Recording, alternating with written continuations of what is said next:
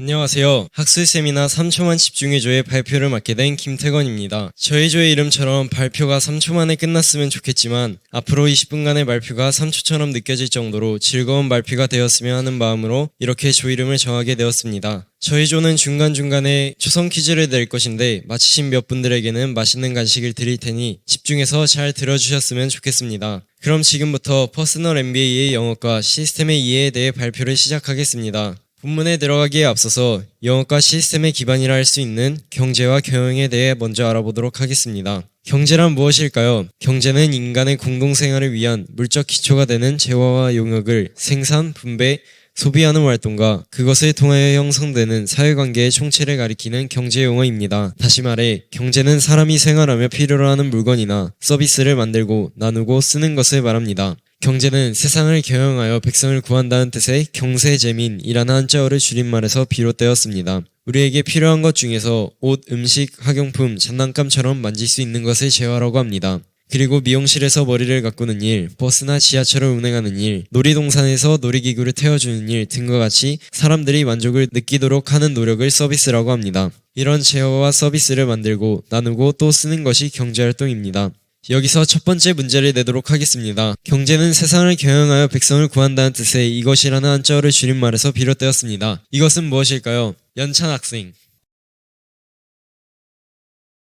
네, 맞습니다. 이어서 이러한 활동을 효율적으로 시도하기 위해 세 가지 전략이 필요한데요. 그것은 바로 어떻게 생산할 것인가, 어떻게 분배할 것인가, 어떻게 곧 어디에 소비할 것인가 하는 물음입니다. 곧 경제는 재화를 생산하고 소비하는 인간 행위를 말합니다. 그리고 특정 국가 혹은 다른 나라의 생산, 교환, 분배, 그리고 재화 및 서비스의 소비와 관련된 인간의 모든 활동을 가리킵니다. 즉, 살아가는 집단의 상호성 일을 일컫는 말인 것입니다. 아주 쉽게 말해서 먹고 사는 일에 관련된 분야이기도 한데 그렇게 삶과 매우 밀접한 관계를 가지고 있습니다. 그렇다면 다음 부분인 경영에 대해 알아보도록 하겠습니다. 경영이란 무엇일까요? 경영은 일정한 목적을 달성하기 위하여 인적, 물적 자원을 결합한 조직 또는 그 활동입니다. 경영이라는 말은 대한민국의 학계나 실업계에서 그 개념이 극히 모호하고 추상적인 개념으로 사용되고 있습니다. 경영한다는 것은 어느 경제 단위를 그 설립 목적에 부합하도록 의식적으로 계획하고 유도하고 지휘하는 것을 말합니다. 예를 들면 학교, 병원, 고아원 등과 같은 비영리적 경제단위나 영리적 경제단위인 주식회사를 경영한다는 것은 이들 경영체의 설립 목적에 부응하도록 계획하고 낭비 없이 밀고 간다는 것을 뜻합니다. 여기서 두 번째 퀴즈를 내도록 하겠습니다. 일정한 목표를 달성하기 위하여 인적, 물적 자원을 결합한 조직과 활동은 무엇일까요? 조현우 학생. 네, 맞습니다. 그렇다면 지금부터 본격적으로 퍼스널 MBA 9장 시스템의 이해에 대해 알아보도록 하겠습니다. 퍼스널 MBA 9장 시스템의 이해는 모든 시스템의 공통 요소들이 작용하는 방법에 관하여서 기술하고 있습니다. 시스템에 관한 내용을 전부 이야기하기 위해서는 많은 시간을 할애해야 합니다. 때문에 지금은 시스템에 대한 간단한 설명과 시스템을 구성함에 있어서 가장 중요한 세 가지 그 요소들에 대해서만 간략히 알아보도록 하겠습니다. 시스템이란 무엇일까요? 시스템이란 필요한 기능을 실현하기 위하여 관련 요소를 어떤 법칙에 따라 조합한 집합체 또는 각 구성 요소들이 상호작용하거나 상호 의존하여 복잡하게 얽힌 통일된 하나의 집합체 등을 뜻합니다. 비즈니스 또한 여러 복잡한 시스템 중 하나입니다. 시스템을 구성함에 있어서 주의해야 할 세 가지는 가래법칙, 환경, 그리고 변화입니다. 먼저 가래법칙이란 복잡한 시스템은 예외 없이 단순하게 작용하는 시스템으로부터 발생한다는 법칙입니다. 좋은 시스템을 구상하기 위해서는 처음부터 복잡한 시스템을 구상해서는 안 됩니다. 아무것도 없는 상태에서 만들어진 복잡한 시스템은 여러 예기치 못한 변수에 의해 계속해서 실패하게 될 것입니다. 그러나 이것은 간단한 시스템에 계속해서 머물러 있으라는 것은 아닙니다. 좋은 시스템은 주어진 환경에 만족하는 간단한 시스템으로 시작하여 시간에 따라 개선되어져 갑니다. 그리고 결국 시간의 흐름에 따라 복잡하고 정교한 시스템이 되어져 갈 것입니다. 가래 법칙에 관한 예시로는 AI가 있습니다. 1980년대에 등장한 AI의 초기 모델은 사람이 설정한 규칙에만 의존하여 동작하며 복잡한 현실 세계를 이해하지 못한다는 한계가 있었습니다. 그러나 1990년대에 접어들며 AI는 스스로 규칙을 찾아 학습하는 것이 가능해졌습니다. 이것이 가능해진 이유는 디지털과 인터넷이 등장함으로 인하여 웹에서 수집한 대량의 데이터를 활용할 수 있게 되었기 때문입니다. 그리고 점차 시간이 지나며 AI의 학습 능력, 효율, 정확 정확도 등은 높아져 갔습니다. 그리고 최근 AI의 큰 변혁을 일으킨 챗GPT는 창작의 영역까지 도달하여 있습니다. 1950년 그저 하나의 개념이었던 AI가 현대 사회에서 꼭 필요한 거대한 시스템을 이룬 것입니다. 여기서 세 번째 퀴즈를 내도록 하겠습니다. 제가 시스템이 무엇인지와 시스템을 구성함에 있어서 주의해야 할 가장 중요한 세 가지 중 첫 번째인 이 법칙에 대해 설명해드렸는데요. 이 법칙은 무엇일까요? 에릭 학생. 정답입니다. 다음으로 환경에 대해서 알아보도록 하겠습니다. 시스템을 형성하는 데 있어서 환경적 요소는 매우 중요합니다. 고립된 시스템은 없습니다. 복잡한 시스템의 작동은 거의 대부분 다른 시스템에 의존하고 있습니다. 모든 시스템은 필연적으로 시스템을 둘러싸고 있는 다른 모든 시스템에 의해 영향을 받습니다. 만약 어떠한 시스템을 만들고자 한다면 환경의 조건들이 시스템에 어떻게 영향을 미치는지를 항상 고려해야 합니다. 시스템이 환경적인 요소에 큰 영향을 받는다는 사실은 일상에서도 쉽게 접할 수 있습니다. 일상의 거의 모든 부분에서 사용된다고 할 수 있는 인터넷은 호스트, 통신 링크, 패킷 교환기, ISP, 즉 인터넷 회사 등등 아주 많은 시스템으로 둘러싸여 있습니다. 이 중 하나의 시스템이라도 고장나게 된다면 다른 연결된 모든 시스템 또한 무너지게 될 것입니다. 여기서 네 번째 질문을 내도록 하겠습니다. 시스템을 형성하는 데 있어서 이 요소는 매우 중요하다고 했습니다. 이 요소는 무엇일까요? 리아 학생. 네, 정답입니다. 마지막으로 변화에 대해 알아보도록 하겠습니다. 변화란 무엇일까요? 변화는 시스템이 완전해져가는 단계에 있어서 매우 중요합니다. 복잡한 시스템은 내버려두면 무질서에 빠지게 됩니다. 오랜 기간 작동하는 시스템은 환경의 변화에 따른 적극적인 유지 관리와 개선이 필요합니다. 오래된 시스템을 고집하였다가 망하는 사례도 빈번하게 일어나곤 합니다. 대표적인 사례로는 기업 코닥이 있습니다. 조지 이스트먼이 1880년 설립한 코닥은 카메라 필름 산업의 선구자였습니다. 코닥은 필름은 코닥이라는 캐치프레이즈가 붙을 만큼 자체 개발한 롤필름, 컬러필름, 인화지, 코닥 카메라로 100년 넘게 기업을 유지해오며 미국 25대 기업에 이름을 올리기도 하였습니다. 1934년 세계 표준이 된 35mm 필름을 출시하여 아날로그 필름 시장을 이끌었고 1975년에는 휴대용 디지털 카메라를 최초로 개발하기도 했고 1969년 아폴로 11호의 달 착륙 모습을 촬영할 수 있었던 것도 코닥이 첨단 장비 덕분이었습니다. 그러나 디지털 카메라가 아날로그를 대체하면서부터 아날로그를 고집하던 코닥이 기존의 역량을 발휘할 수 있는 시장이 점차 줄어들기 시작했고 1980년대부터 디지털 카메라 시장은 많은 변화를 가져오고 있었지만 필름 최강자였던 코닥은 최초로 디지털 카메라를 발명하였음에도 불구하고 디지털 카메라 시장을 기회가 아닌 위협으로 생각하였고 그 기술을 방치하고 아날로그 카메라가 유지되고 발전할 수 있는 방향으로 노력했습니다. 그러나 결국 디지털 카메라의 시대가 찾아왔고 급속히 쇠퇴된 코닥은 2011년 1월 경영 위기로 법원에 파산 보호 신청을 하게 되었습니다. 이와 같이 100년 넘게 살아남은 기업이 한순간에 망하게 된 것은 환경의 변화에 따라 적응하지 못하고 이전 시스템을 유지했기 때문이었습니다. 변화에 있어서도 가장 중요한 것은 불확실성입니다. 불확실성이란 우리가 예측 불가한 상황들을 말합니다. 우리 중 그 누구도 당장 내일 일어날 일에 대하여 자신있게 말할 수 있는 사람은 없을 것입니다. 예측 불가능한 것과 과거의 데이터에 의존하지 마십시오. 환경은 언제라도 갑작스레 변할 수 있습니다. 불확실의 특성으로 인해 발생하는 많은 일들을 대비하는 능력을 향상시키는 것이 알 수 없는 위협들을 예측하는 것보다 나을 것입니다. 지난 2019년 말에 발생한 코로나를 대표적인 예로 들 수 있습니다. 코로나는 매우 갑작스럽게 발생하였습니다. 이 예기치 못한 바이러스는 삽시간에 퍼져나갔고 전 세계에 큰 타격을 입혔습니다. 코로나가 입힌 타격은 질병 문제뿐 아니라 경제적인 문제로도 번질 정도로 큰 타격이었습니다. 하지만 코로나는 반대로 의학 발전에 도움을 주기도 하였습니다. 불확실의 특성으로 인해 일어난 이 사건은 많은 사람에게 큰 타격을 안겨주었지만 반대로 누군가에게는 큰 이득을 안겨준 것입니다. 불확실성을 완벽히 예측한다는 것은 불가능합니다. 하지만 좋은 시스템은 이러한 갑작스러운 변화에도 잘 적응하는 시스템입니다. 여기서 다섯 번째 퀴즈를 내도록 하겠습니다. 이것에 있어서 불확실성의 원리가 중요하다고 하였는데 이것은 무엇일까요? 이예준 학생.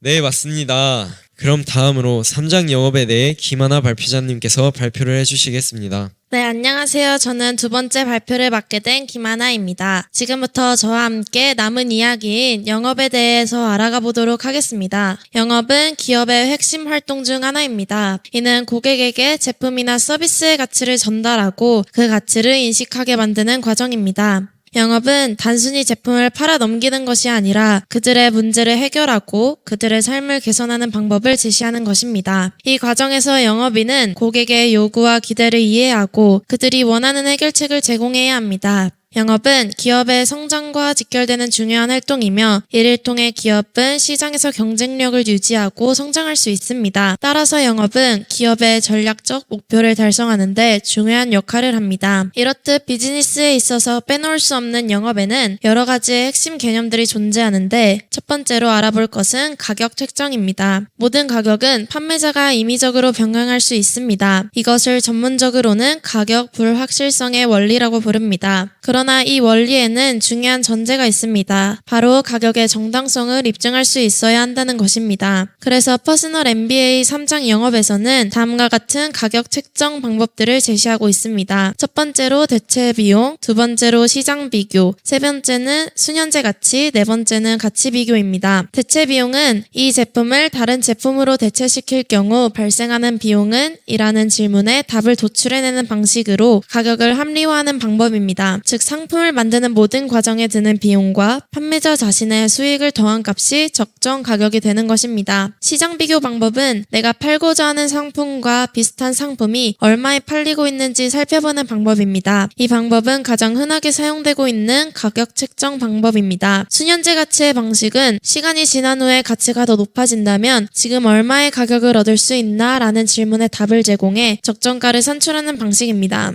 집을 예로 들자면 집을 파는 대신 내가 받았을 월세의 수익을 일시불로 요구할 만한 가격을 책정하는 것입니다. 가치 비교 방법은 이 상품은 누구에게 더 가치가 있는가? 라는 질문에 답을 제공해 적정가를 산출하는 방식입니다. 즉 이 상품을 좋아할 만한 특정 고객층을 선택하여 가격을 책정하는 방식입니다. 가치 비교 가격 책정 방식은 매우 이상적인 측정 방식입니다. 특정 상품의 가치를 높게 매기는 구매자에게는 더 높은 가격을 요구할 수 있게 됩니다. 이 네 가지 가격 설정법 외에도 상품의 판매량을 높이는데 중요하게 작용되는 방식이 있습니다. 바로 가격 인상입니다. 보통 비즈니스에 처음 입문한 사람들은 가격을 내리는 것이 판매량을 높이는 가장 좋은 방법으로 추정할 때가 많습니다. 하지만 이는 사실이 아닙니다. 가격을 인상하는 것이 더 많은 고객의 마음을 끄는데 효과적인 방법으로 사용되곤 합니다. 일상용품일 경우는 가격을 내리면 고객들이 좋아합니다. 하지만 희소성을 띠고 있는 여러 상품의 경우에는 비싸다는 이유로 소비자의 소유 욕구를 상승시키기도 합니다. 자동차나 보석 같은 경우가 대표적인 예입니다. 가격 인상 방법에서 파생된 또 하나의 방법도 있습니다. 바로 가격 인상 후 할인하는 방법입니다. 이 방법은 일상용품을 판매함에 있어서도 효과적으로 작용합니다. 이외에도 1+1, 2+1과 같은 행사 상품을 내놓는 것도 판매량을 높여 이익을 내는데 크게 작용합니다. 여기에서 6번째 문제를 내도록 하겠습니다. 대체 비용, 시장 비교, 수년제 가치, 그리고 가치 비교는 이것의 가격 책정 방법인데요. 이것에 들어갈 말은 무엇일까요? 에덴니. 네, 영업 정답입니다. 계속해서 협상에 대해 알아가 보도록 하겠습니다. 협상이란 무엇일까요? 협상은 어떤 목적에 부합되는 결정을 하기 위하여 여럿이 서로 의논하는 행위입니다. 이러한 협상에는 세 가지의 단계가 있습니다. 이 세 가지의 방법은 준비, 구조, 그리고 토론입니다. 첫 번째 준비는 협상을 통해 좋은 결과를 도출할 수 있도록 준비하는 과정입니다. 협상에 들어가기 앞서서 좋은 결과값을 도출할 수 있도록 배경을 조성하는 것입니다. 이러한 준비 과정에서 가장 중요한 것은 협상을 진행할 상대방에 대한 연구입니다. 상대방은 무엇을 거래하기 원하는지, 어떠한 제안을 할 것인지, 상대방이 무엇을 원하는지, 이 협상은 서로에게 어떠한 이익을 주는지에 대하여 미리 알고 있다면 좋은 협상 결과를 도출하기 쉬워집니다. 두 번째 구조는 상대방이 받아들이고 좋아할 만한 초기 제안을 구성하는 단계입니다. 이 단계의 핵심은 서로가 만족할 만한 합의점을 찾는 것입니다. 미리 제안을 기획함으로써 상대방이 수용할 만하며 내게도 이익을 줄 수 있는 제안을 미리 구성하는 것입니다. 또한 초기 제안이 결렬될 것을 예상하여 다양한 차선책을 준비해 놓는 것도 중요한 핵심입니다. 마지막 토론은 실제 거래 단계입니다. 이때에는 자신의 제안을 구체적으로 설명할 수 있어야 하고 상대방이 이해하지 못하는 부분이 있다면 명확히 이해시킬 수 있어야 하며 상대방이 제기하는 이의에 대해 답을 할 수 있어야 합니다. 이렇게 협상을 마쳤을 때 도출되는 결과는 협상 성공, 협상 결렬, 협상 연기 세 가지의 경우가 있습니다. 협상의 세 가지 단계를 미리 잘 준비했다면 좋은 협상 결과를 얻어낼 수 있는 가능성이 높아질 것입니다. 마지막으로 고객의 종류에 대해 그리고 고객을 어떻게 상대해야 하는지 알아보겠습니다. 고객에도 여러 가지의 종류가 있습니다. 이 종류는 기업에 대한 고객의 충성도의 높낮이에 따라 나누어집니다. 고객의 종류는 대개 6가지의 종류로 나누어집니다. 첫 번째는 잠재 고객입니다. 잠재 고객은 특정 기업의 상품에 대해 구매 욕구를 잠재적으로 품고 있고 그 상품을 구매할 수 있는 능력이 있는 모든 사람을 뜻합니다. 두 번째는 가망 고객입니다. 가망 고객은 특정 기업의 제품이나 서비스를 구매한 적은 없지만 알고 있고 특정 기업의 상품을 구매할 것이라고 예상되는 고객을 뜻합니다. 예를 들어 학생의 경우에는 학용품의 가망 고객이 됩니다. 세 번째는 신규 고객입니다. 신규 고객은 우리 회사의 상품이나 서비스를 처음 구매한 사람을 뜻합니다. 네 번째는 기존 고객입니다. 기존 고객은 회사와 지속적인 거래를 하여 어느 정도 고객 데이터가 쌓여서 효율적인 마케팅이 가능해지고 반복적인 구매가 가능해지는 단계입니다. 기존 고객의 재활성화는 신규 고객의 유치보다 더욱 빠르고 간단하며 수익을 증가시키는 효과적인 방법입니다. 다섯 번째는 단골 고객입니다. 단골 고객은 특정 기업의 제품이나 서비스만을 구매하는 사람입니다. 단골 고객 한 명이 일반 고객 10명보다 낫다라는 말이 있을 정도로 단골 고객은 중요합니다. 단골 고객은 고정적인 수출과 긍정적인 기업 인식에 큰 도움을 줍니다. 마지막은 옹호 고객입니다. 충성 고객이라고도 불리는 옹호 고객은 단골 고객과 같이 특정 기업의 제품과 서비스만을 구매하면서도 주변 사람들에게 적극적으로 추천하고 알리는 고객들을 말합니다. 그렇다면 사장님들은 과연 어떤 고객들을 좋아할까요? 영상을 함께 보도록 하겠습니다. 안녕하세요. 저는 떡볶이집을 운영하고 있습니다. 여러 고객님들이 계시는데요. 제가 가장 좋아하는 고객님은 단골 고객님이라고 할 수 있겠죠. 일단은 첫 번째 이유는 단골 고객님은 말 그대로 저희 가게에 자주 오시는 분이기 때문에 저희 가게 매출에도 도움이 되고 또 두 번째는 저희 가게에 대해 좋은 이미지를 갖고 있기 때문에 주변에 저희 매장에 대한 홍보에도 많은 도움이 되기 때문입니다. 그래서 제가 좋아하는 고객은 단골 고객이고 여러분들도 각자 좋아하는 음식점이나 가게의 단골 고객이 되어주시길 바랍니다. 감사합니다. 안녕하세요. 둥문동에서 파코야라는 매장을 운영하고 있는 파 사장이라고 합니다. 제가 몸이 좋지 않아 영상 대신 글로 작성하는 점 양해 부탁드리겠습니다. 제가 좋아하는 고객은 단골 고객과 옹호 고객입니다. 이유는 단골 고객님과 옹호 고객님들은 제가 굳이 소셜미디어나 신문, 전단지 등 따로 광고를 하지 않아도 고객님들께서 자기 지인분들에게 저희 매장 음식이 맛있다고 저희 매장을 추천해 주시면 그분들이 또 다른 지인분들께 저희 매장을 추천해 주셔서 광고보다도 좋은 홍보 효과가 되기 때문에 이 두 부류의 고객님들을 선호하는 편입니다. 네, 지금까지 사장님들이 좋아하는 고객에 대해 알아보았습니다. 이제 여기서 7번째 문제를 내도록 하겠습니다. 제가 지금까지 이것의 종류에 대해서 말씀드렸는데요. 이것은 무엇일까요? 주원이? 네, 맞습니다. 그렇다면 이러한 고객들에 대해서 판매자들은 어떻게 반응해야 할까요? 그것의 첫 번째는 바로 상대방의 입장에서 출발하라는 것입니다. 이는 곧 효과적으로 자신의 아이디어를 이해시키고 타인을 설득하거나 리더십을 발휘하려면 타인의 시각에서 출발해야 한다는 것입니다. 다시 말해 모든 협상을 상대의 신념과 동기, 태도, 가치관에 대한 정보를 얻을 수 있는 좋은 기회로 보는 것이 중요합니다. 두 번째는 말하기보다는 듣는 것이 중요합니다. 타인의 행동에 영향을 주려고 할 때는 언제나 답을 제시하기보다는 질문을 많이 하고 말하기보다는 듣기를 많이 해야 합니다. 하지만 너무 많은 사람들이 자신의 상품, 서비스, 아이디어, 제안의 장점을 늘어놓는 뻔한 선전을 하고 싶어 합니다. 그러나 우리는 자신을 문제 해결사로 생각하고 상대의 근본적인 걱정, 관심, 기호, 필요 등을 알아내기 위해 노력해야 합니다. 확신이 없는 것을 설득하고 강제로 하게 만들면 가망 고객들은 자동적으로 저항하고 대화에서 벗어나려 할 것입니다. 영업사원은 가망 고객을 속이는 것이 아니라 그들이 최적의 상품을 선택하는데 현명한 결정을 하도록 돕는 사람들이어야 합니다. 또 고객이 진실로 무엇을 원하는지에 열심히 귀 기울이며 자신의 상황이 잘 이해받고 있다는 확신을 주어야 합니다. 성공적으로 판매를 하기 위해서는 해당 고객에게 제공하는 상품이 어떤 가치와 이익을 줄 수 있는지 정확히 파악해야 하는 것입니다. 여기서 이제 마지막 문제를 내겠습니다. 이것을 하려면 상대방의 입장에서 출발해야 하고 말하기보다는 들어야 이것을 성공적으로 할 수 있습니다. 이것은 무엇일까요? 예의리